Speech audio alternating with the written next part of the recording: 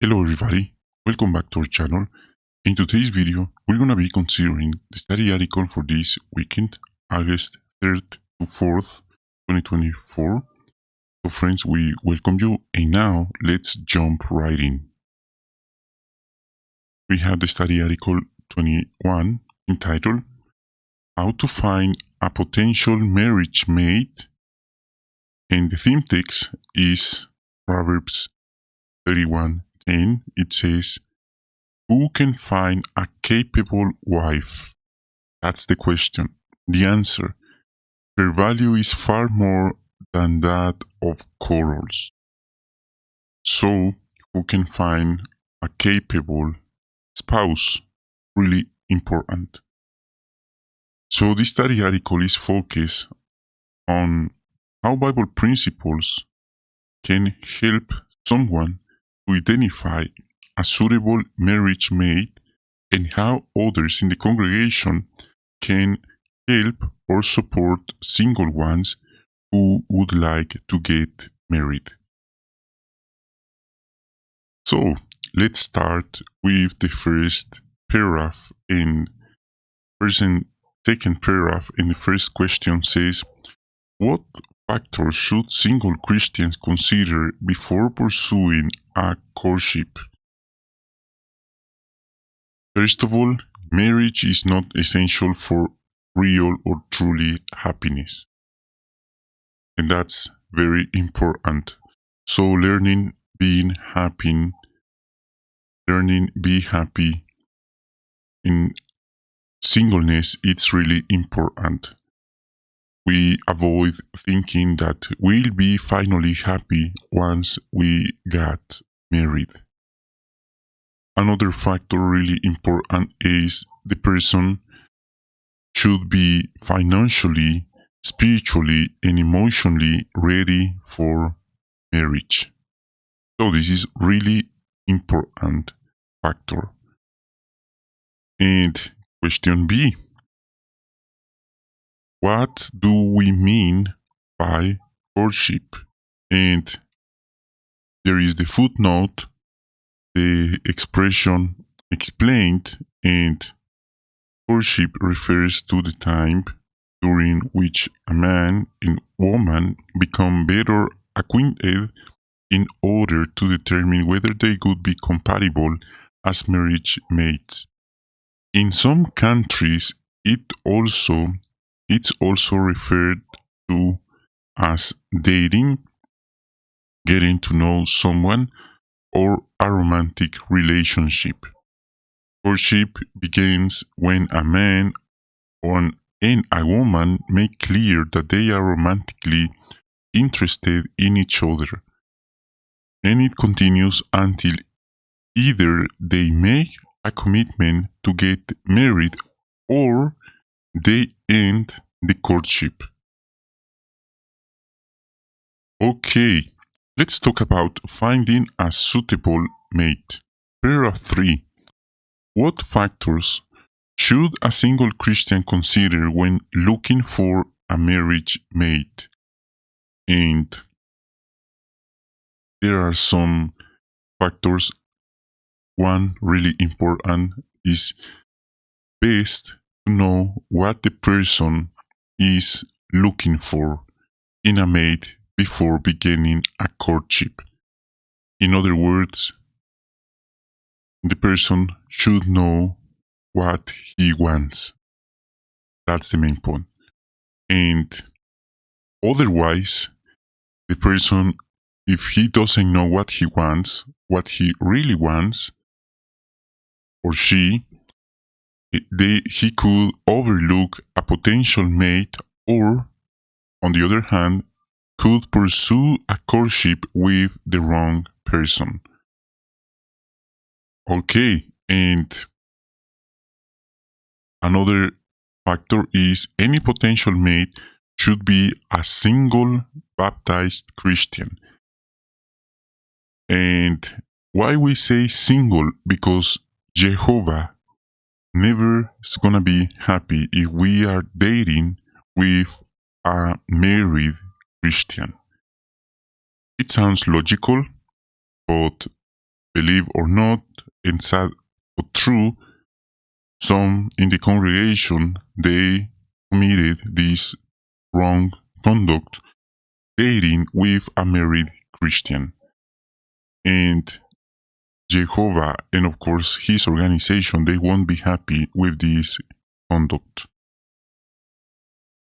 Okay, paragraph 4. What requests have some included in their prayers? And this matter about finding a mate that is his desire.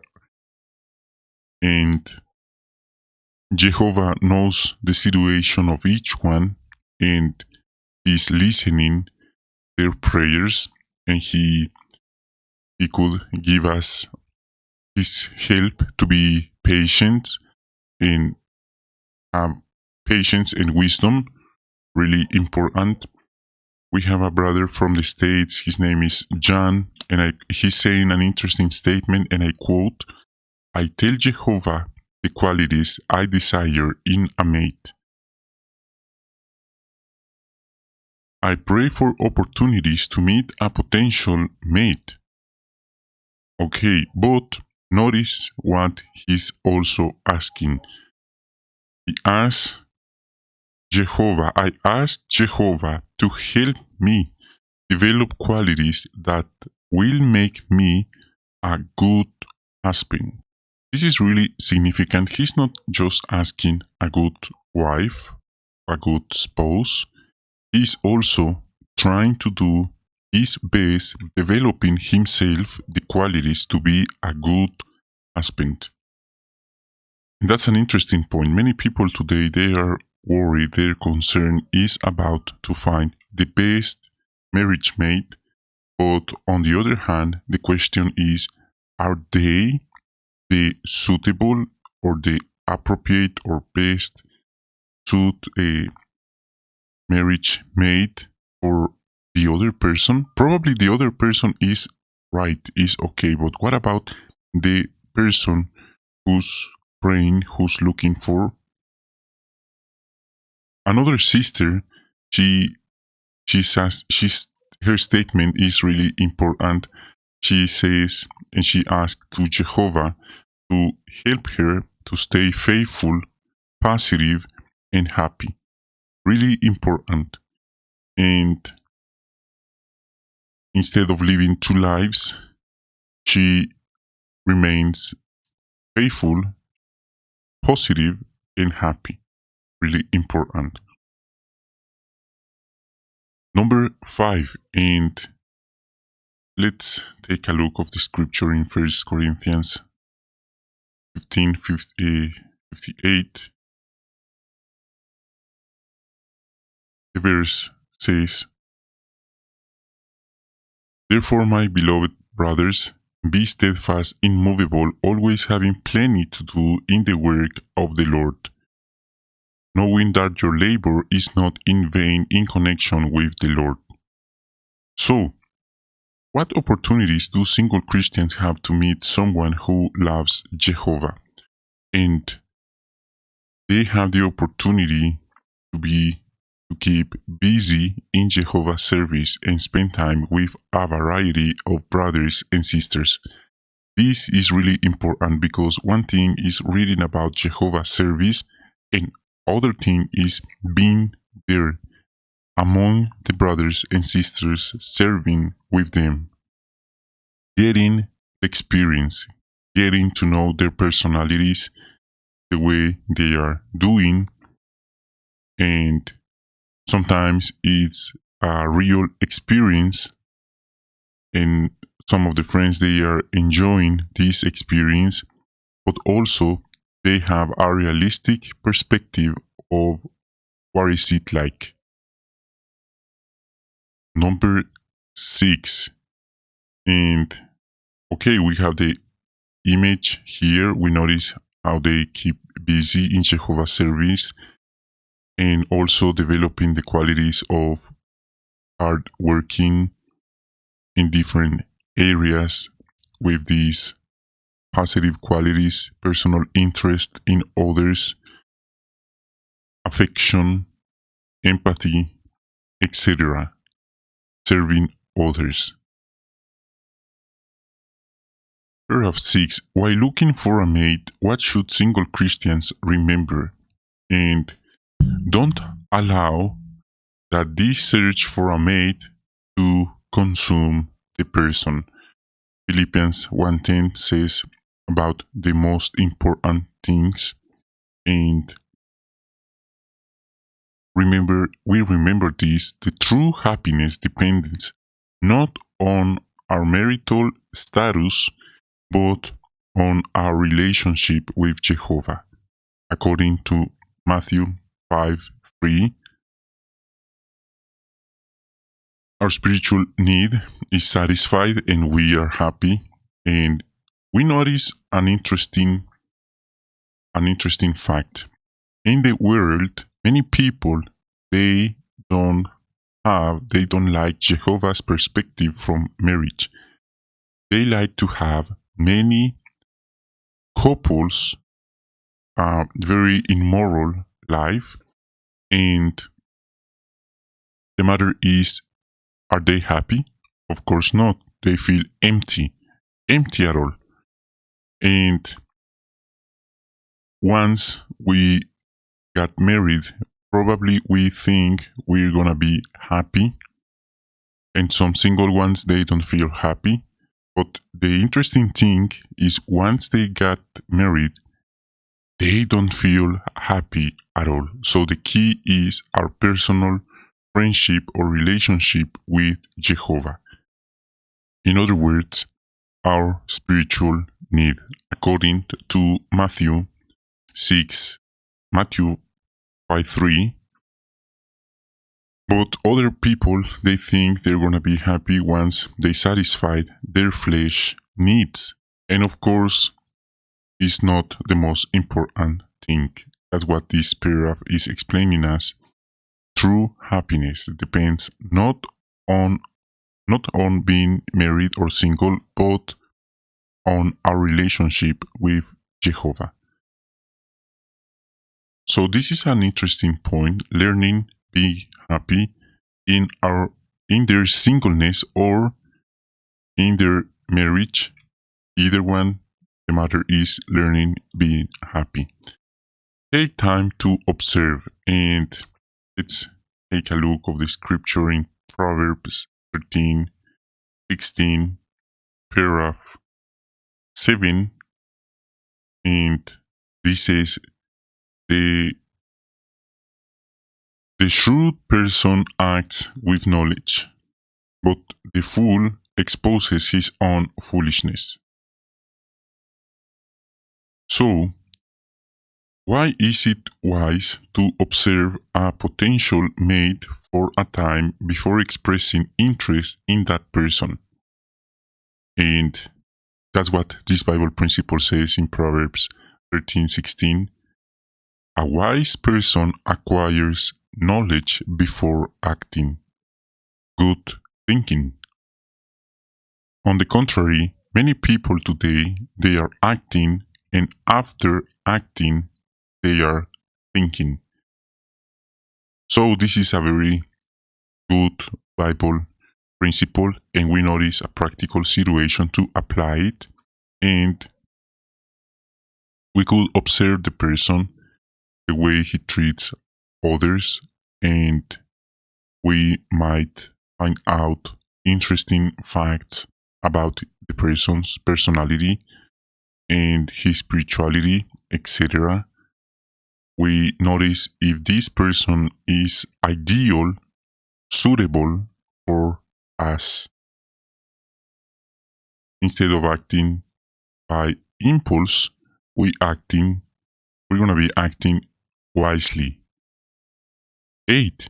How can a single person observe a potential mate? And at the congregation meetings, that's one, or at social gatherings, another one. We may notice things like his personality, his spirituality, his conduct with others, who are his friends, what does he talk about, the abundance of the heart. This is what the person is revealing, speaking the treasure of his heart. An interesting question: are his goals compatible with ours? Some friends, their goal is having children in this system, but what about if his spouse is not with the same goal? And other friends, their goal is go to Bethel or construction work or CO work, but the other person is not interested in that goals. So it's really important think and talk about it. And the person could have a conversation with the elders or other mature Christian who know him well. And we notice the next image, they are observing each other in different times, and we notice how this brother is setting a good example. He respects the friends in the congregation, even the older one. That's very significant. Other young ones, they prefer to avoid having conversations with older people. They think they are not compatible, they don't have nothing to talk with them, but he is displaying this empathy, love, personal interest, and affection with the others. In the next one, we notice how she's handled her assignments in a congregation with a positive attitude. They are enjoying being there, they are enjoying what they are doing, and that's really important. Okay, paragraph 9. Before approaching a potential mate, of what should be convinced? An interesting statement is we don't need, or the person doesn't need to be convinced that he'll be married that person. But, really important, the person must be convinced that he's ready for marriage and that the other person could be a suitable mate for him. So it's not a game, this is not a joke, the person is not just playing like a toy. The person should be ready for marriage. Paragraph 10, and we have a question: what should you do if you sense that someone is interested in you but the feelings is not mutual? Really important. And the person who's not interested should try to be honest and make that clear by his actions instead of playing with the feelings of the other person. It would be unkind to make the person think that there is a possibility of a relationship when in fact is not the case. Paragraph 11. In lands where courtship or a marriage is arranged by others, what factors should be kept in mind? So the person in question who's helping them to find the spouse, the marriage mate, should consider the preferences and needs of both parties. Once he identifies a prospective mate, find out as much as he can about the individual's personality, qualities, and above all, spirituality. And another interesting statement is a close relationship with Jehovah is much more important than money, education, or social status. This is really powerful and really true and important to keep in mind. So, let's move on to the next one, starting a courtship. Paragraph 12, and the question: If you are interested in pursuing a courtship with someone, how can you make it known to that individual? And it's not necessary to use many words. The person could arrange to have a conversation with the other person, either in a public setting or by telephone, and clearly expressing his intentions. According to 1 Corinthians 14:9, talks about the speech is easily understood, so not necessarily many words or a large talk. And then the next step is accept the other person's reaction. Probably the person might need time to process this information, or maybe the person is not really interested in accepting the, the offer or proposal. If this happened, if someone is not accepted or if he's rejected, this person should be mature and accept it. Let it go, letting it go, instead of gossip about the other person or blaming the person with the friends in the congregations. That wouldn't be good, kind, and of course Christian. It might be like a kid having a tantrum. Okay, and it's sad but true, but some friends in the congregation they react in that way, and that's not good at all. 13. What can you do if someone expresses a romantic interest in you? First of all, we must be we must respect the person. We understand that it took courage for that person to approach us, and we must be kind and respectful. If we need time to think about, to sleep on it, we could provide a response ASAP. That's instead of playing with the person, playing with his mental, etc. And on the other hand, if we are not interested, if we don't feel that chemic, that attraction, or simple, we don't feel the same, we should express that fact kindly and clearly. And like a brother said, he he's, he did so right away because he didn't want to give her for a false hope.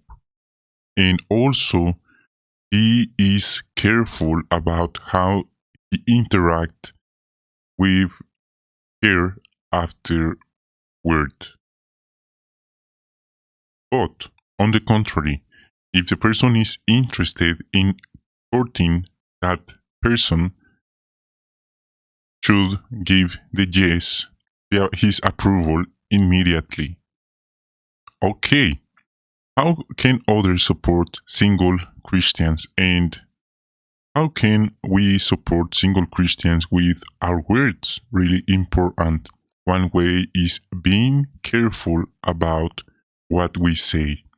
If we are playing some jokes about their status, if we are teasing with them about it, it is not helpful at all.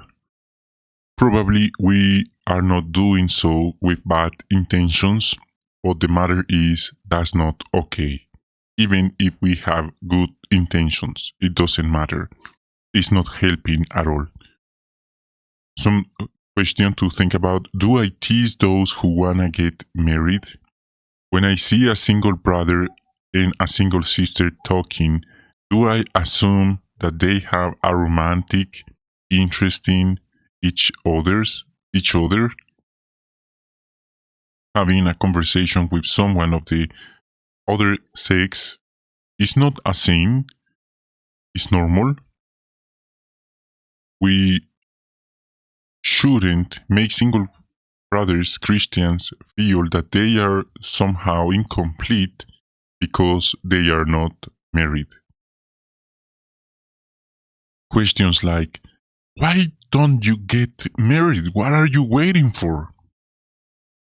Is not building up at all. And pity on you, oh, that's a pity, you are not young anymore. These comments are not really helpful and respectful and loving at all.